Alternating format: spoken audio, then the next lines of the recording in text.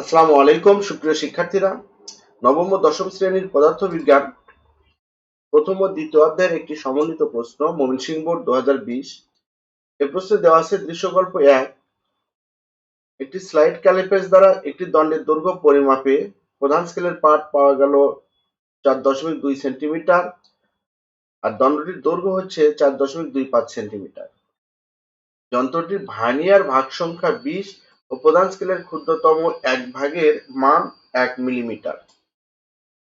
দৃশ্যকল্প 2, একটি গতিশীল গাড়ির সংশ্লিষ্ট তথ্য নিচে দেওয়া আছে, অর্থাৎ সময় এবং দূরত্ব দেওয়া আছে একটি গতিশীল গাড়ির জন্য, যেখানে 0 সেকেন্ডে দূরত্ব 0, 12 সেকেন্ডে 6, 24 সেকেন্ডে 12, 36 সেকেন্ডে দূরত্ব 18, 48 সেকেন্ডে দূরত্ব 24 এবং 60 সেকেন্ডে দূরত্ব 30 দেওয়া আছে। 1 নম্বর প্রশ্ন, ভার্নিয়ার ধ্রুবক কাকে বলে? ভার্নিয়ার ধ্রুবক হচ্ছে ভার্নিয়ার স্কেলের মূল স্কেলের ক্ষুদ্রতম এক ভাগের চেয়ে ভার্নিয়ার স্কেলের এক ভাগ যতটুকু ক্ষুদ্রতর সেই পরিমাণকে দৈর্ঘ্য পরিমাপক যন্ত্রে ভার্নিয়ার ধ্রুবক বলে। এরপরের প্রশ্ন হচ্ছে, গতিশীল বস্তুর অতিক্রান্ত দূরত্ব থাকলেও সরণ নাও থাকতে পারে। গতিশীল বস্তু যদি সরণ হচ্ছে অতিক্রান্ত দূরত্ব, সরণ হচ্ছে সরাসরি অতিক্রান্ত। একটা বস্তু হয়তো এখান থেকে এই পথে গিয়ে আবার এই পথে গিয়ে দাঁড়াইলো, তো বস্তুর সরণ হলো এই সরাসরি যে দূরত্বটা, এটা হলো সরণ। আর অতিক্রান্ত দূরত্ব হচ্ছে এদের সম্পূর্ণ পথ এই পথের সমষ্টি, অর্থাৎ এখান থেকে এখানে গেছে, এটা হচ্ছে অতিক্রান্ত দূরত্ব। তো একটা বস্তু যদি আমরা ধরি বৃত্তাকার পথে যদি ঘুরে আসে, এভাবে বৃত্তাকার পথে যদি ঘুরে আসে, তাহলে বস্তুটির কিন্তু সরণ থাকলো না, কারণ বস্তু যে পথ থেকে যাত্রা শুরু করলো আবার সে পথেই যে অবস্থান থেকে যাত্রা শুরু করলো আবার সেই অবস্থানে ফিরে আসলে এই বস্তুটির কোনো সরণ থাকলো না। আবার একটা বস্তু এদিকে গেল, এদিকে গেল, এদিকে গেল, আবার সে যে অবস্থানে যাত্রা শুরু করেছিল সে অবস্থানে ফিরে আসলো। এখানে কিন্তু বস্তুটির কোনো সরণ থাকলো না, কারণ সরণ হচ্ছে বস্তুর আদি অবস্থান এবং শেষ অবস্থানের মধ্যবর্তী সরাসরি দূরত্ব। তো এখানে যে অবস্থান থেকে যাত্রা শুরু করেছে আবার যদি সেই অবস্থানে ফিরে আসে, তাহলে সেক্ষেত্রে বস্তুর কোনো সরণ থাকে না। কিন্তু দূরত্ব, যেমন বৃত্তাকার পথেও যদি ঘোরে, তাহলে এই বৃত্তের পরিধি হবে অতিক্রান্ত দূরত্ব। যদি এই যে এই পথে চলে, তাহলে এগুলো সম্পূর্ণ পথের সমষ্টি হবে অতিক্রান্ত দূরত্ব। কিন্তু যে পথ থেকে যাত্রা শুরু করবে আবার যদি ওই পথ, যে অবস্থান থেকে যাত্রা শুরু করবে আবার যদি ওই অবস্থানেই ফিরে আসে, তাহলে অতিক্রান্ত দূরত্ব থাকলেও সরণ থাকে না। তো তাই আমরা এখানে লিখতে পারি, গতিশীল বস্তুর অতিক্রান্ত দূরত্ব থাকলেও সরণ নাও থাকতে পারে, সরণ থাকতেও পারে আবার নাও থাকতে পারে। এর কারণ ব্যাখ্যা করা হলো।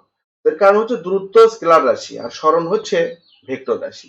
সরণ হচ্ছে কোনো বস্তুর আদি অবস্থান হতে শেষ অবস্থানের মধ্যবর্তী সর্বনিম্ন সরলরৈখিক দূরত্ব, সরাসরি দূরত্ব। আর অপরদিকে দূরত্ব হচ্ছে সরল বা বক্রপথে যেভাবেই তার অতিক্রান্ত দূরত্ব অতিক্রম করুক না কেন, কোনো বস্তু বৃত্তাকার পথে ঘুরে আদি অবস্থানে ফিরে আসলে তার আদি অবস্থান ও শেষ অবস্থান একই হয়, সরণ শূন্য, কিন্তু অতিক্রান্ত দূরত্ব হবে বৃত্তের পরিধির সমান। অর্থাৎ বস্তু যে অবস্থান থেকে যাত্রা শুরু করবে আবার যদি ওই ওই অবস্থানেই ফিরে আসে, তাহলে তখন তার সরণ হবে শূন্য, কিন্তু অতিক্রান্ত দূরত্ব থাকবে। তাই গতিশীল বস্তুর অতিক্রান্ত দূরত্ব থাকলেও সরণ নাও থাকতে পারে।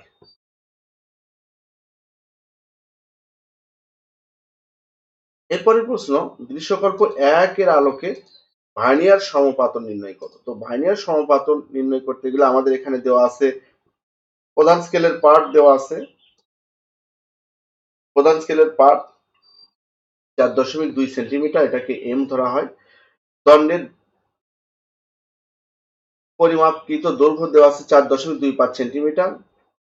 ভার্নিয়ার ধ্রুবককে ভিসি। ভার্নিয়ার ধ্রুবক হলো আমাদের এখানে দেওয়া আছে হচ্ছে এই যে ক্ষুদ্রতম এক ভাগের মান।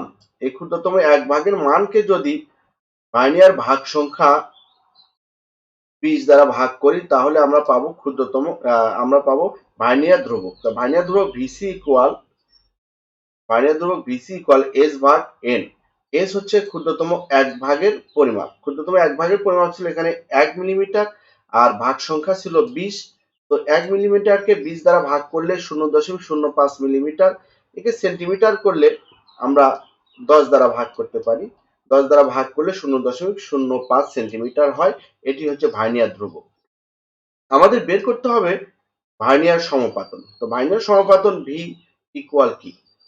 তো আমরা একটা সূত্র জানি, দৈর্ঘ্য পরিমাপ যন্ত্রের জন্য দণ্ডের পরিমাপকৃত দৈর্ঘ্য এল এর একটি সূত্র জানি। এল ইকুয়াল প্রধান স্কেলের পার্ট প্লাস ভার্নিয়ার সমপাতন গুণ ভার্নিয়ার ধ্রুবক। এটা হচ্ছে আমাদের দণ্ডের দৈর্ঘ্য, আর এম হলো প্রধান স্কেলের পার্ট, ভি ভার্নিয়ার সমপাতন, আর ভিসি হচ্ছে ভার্নিয়ার ধ্রুবক।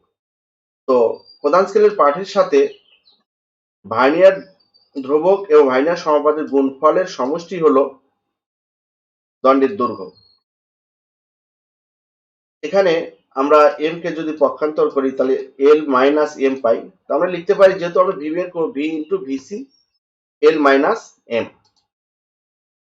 আমাদের যেহেতু ভার্নিয়ার সমপাতন বের করতে হবে, তো আমরা ভিসি দ্বারা এল মাইনাস এম কে ভাগ করতে পারি, এল মাইনাস এম বা ভিসি। তো এখানে এল এর মান হচ্ছে 4.25 এবং এম হচ্ছে 4.2। এখানে আমরা বিয়োগ করলে থাকে 0.5। একে যদি 0.005 দ্বারা ভাগ করি তাহলে আমরা পাবো 10 সেন্টিমিটার। এটি হচ্ছে ভার্নিয়ার সমপাতন। এরপরের প্রশ্ন হচ্ছে, দৃশ্যকল্প 2 অনুযায়ী দূরত্ব, সময়, লেখচিত্র অঙ্কন করো ও প্রাপ্ত লেখচিত্র এক্স অক্ষের সাথে 45 ডিগ্রি কোণে আনিত কিনা বিশ্লেষণ করব। অর্থাৎ কোণ নির্ণয় করতে হবে। আমাদের এই যে লেখচিত্রের যে রেখাটি পাবো সেটা এক্স অক্ষের সাথে কত কোণে আছে সেটা আমরা বের করব। তো এর আগে আমাদের দূরত্ব বনাম সময় লেখচিত্রটি অঙ্কন করে নিতে হবে। তো দৃশ্যকল্প 2 হতে আমরা দূরত্ব বনাম সময় লেখচিত্রটি অঙ্কন করব। তো আমরা আমাদের যে ছকটি দেওয়া ছিল এটি, এখানে আমরা এক্স অক্ষ নিলাম, এটি হচ্ছে এক্স অক্ষ, আর এটি হলো আমাদের গ্রাফের ওয়াই অক্ষ। তো এক্স অক্ষকে আমরা সময় ধরে নিলাম, এক্স অক্ষ সময়, আর ওয়াই অক্ষকে দূরত্ব। তো এক্স অক্ষকে আমরা এরকম বৃহত্তম ঘরগুলোকে একটু এঁকে নিই। বৃহত্তম ঘর, এগুলো বৃহত্তম এক ঘর, এক বর্গ ঘরকে আমরা এভাবে এঁকে নিলাম। এখন আমরা বৃহত্তম এক ঘরকে আমরা সময় বরাবর 12 সেকেন্ড করে ধরলাম। বড় যে এক ঘর আছে, এক ঘর আমরা 12, তাহলে দুই ঘরে কত হবে? এক ঘর যদি 12 হয়, দুই ঘর হবে 24, তিন ঘর 36, চার ঘর মানে বৃহত্তর এক ঘর 48, এবং পাঁচ ঘরে হবে 60। আবার ওই অক্ষ বরাবর যে দূরত্ব আছে, এটি বৃহত্তম এক ঘর সমপরিমাণকে আমরা ধরলাম 6 একক করে। তাহলে প্রথমে এটুকু 6 মিটার, তারপর দুই ঘরে হবে 12 মিটার, তারপরে তিন ঘরে 18, তারপরে এরকম চার ঘরের দূরত্ব হবে 24, পাঁচ ঘরের দূরত্ব হবে 30। তো এখন দেখো 00 সেকেন্ডে এখানে এক্স বরাবর আছে 0 এবং ওয়াই বরাবরও আছে 0, অর্থাৎ সময় এবং দূরত্ব দুটাই 0। এখান থেকে তাহলে যাত্রা শুরু করবে। সময় 12 সেকেন্ড, তো 12 সেকেন্ড সময় অতিক্রান্ত দূরত্ব কত? 6। তাহলে আমাদের একটা বুলেট পয়েন্ট আমরা এই যে 12 এবং 6 এর মাঝামাঝি আমরা দিতে পারি। তারপরে আছে হচ্ছে 24 আর 12, তাহলে 24 আর 12, তাহলে এই জায়গায় একটা আমরা বুলেট পয়েন্ট দিতে পারি। তারপরে আছে হচ্ছে 36 18, 36 18, তো 36 18তে আমরা দিতে পারি। তারপরে আছে হচ্ছে 48 আর 24, এখানে একটা বুলেট পয়েন্ট আমরা দিতে পারি। তারপরে আছে 60, 60 হলো 30, 60 30, তাহলে এখানে একটা বুলেট পয়েন্ট দিতে পারি। তো আমরা এই প্রাপ্ত পয়েন্টগুলোকে এই যে মূল বিন্দু থেকে আমরা, যেহেতু আমরা 0 সেকেন্ডে দূরত্ব পেয়েছিলাম 0, তার মূল বিন্দু থেকে এটি হবে গ্রাফের এই সরলরেখাটি একটি ঊর্ধ্বমুখী সরলরেখা, একটি ঢাল। এখন এই ঢালটি এক্স অক্ষের সাথে কত কোণ উৎপন্ন করেছে এটা বের করে, ধরলাম এটা হচ্ছে থিটা কোণ উৎপন্ন করেছে, এই থিটার মান বের করতে হবে। তো আমরা যে কোনো মান নিয়ে বের করতে পারবো থিটা কোণ। আমরা যদি এই জায়গায় একটা, এটা আমরা একটু দিয়ে নিতে পারি।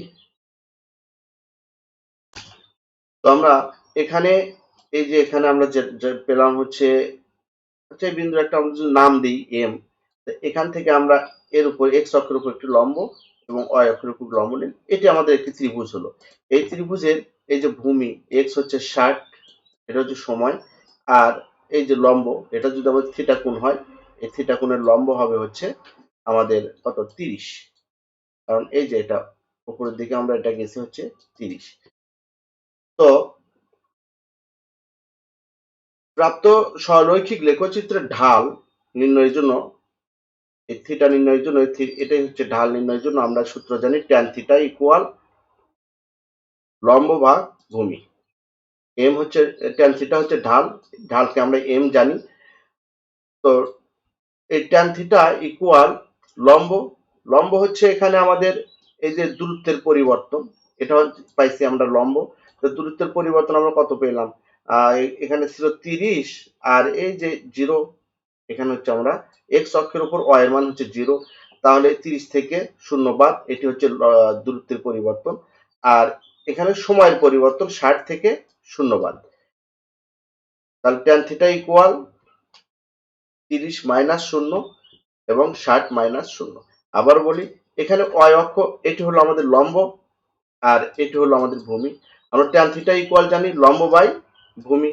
এখানে লম্ব হচ্ছে 30 মাইনাস 0, অর্থাৎ আমাদের এটা হচ্ছে দূরত্বের পরিবর্তন। লম্বটা আমরা পেয়েছিলাম কি দূরত্বের পরিবর্তন, তো দূরত্বের পরিবর্তন করেছিল 0 থেকে সর্বোচ্চ 30 এ গিয়েছিল। তো এই রেখাকে আমরা এখানে কল্পনা করতে পারি, কারণ এটা পুরোটাই আমাদের লম্ব ওয়াই অক্ষ। তো এখানে আমাদের দূরত্বের পরিবর্তন সর্বোচ্চ 30 এবং সর্বনিম্ন 0 বিয়োগ করলে পাই 30, এবং এটা হচ্ছে আমাদের সময়ের পরিবর্তন, এটা আমাদের ভূমি এক্স অক্ষ বরাবর। সময়ের পরিবর্তন সর্বোচ্চ 60 এবং সর্বনিম্ন ছিল 0, তাহলে 60 থেকে 0 বাদ দিলে 60ই থাকবে। তা 30 এবং 60 ট্যান থিটা ইকুয়াল হবে হাফ, কাটাকাটি করলে হবে হাফ, 30 দ্বারা 60 কে ভাগ করলে 2 হয়। এখন theta equal tan inverse half, tan inverse half করলে আমরা পাই 26.56 ডিগ্রি, যা 45 ডিগ্রি নয়। তাই আমরা বলতে